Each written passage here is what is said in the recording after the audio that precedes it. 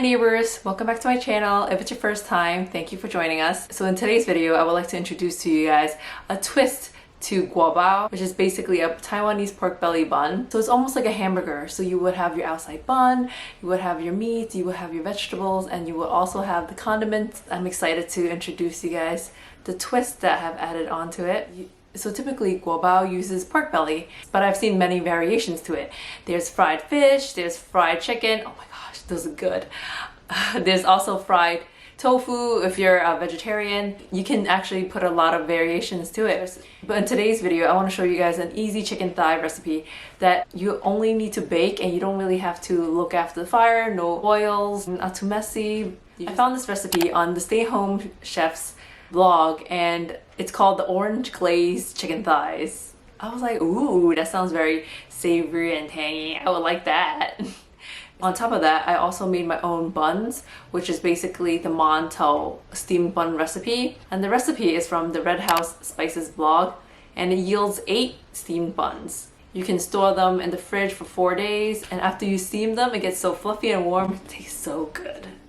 If you would like to see more food adventures, then please subscribe and hit the notification bell so you would know when the next video is out. Thank you so much. Now, let's go!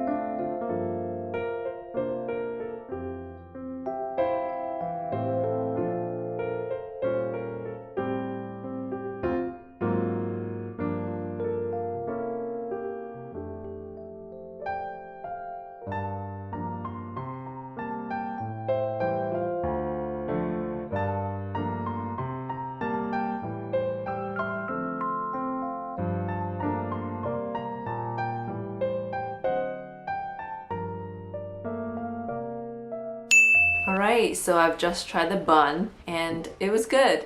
But I would tweak it next time.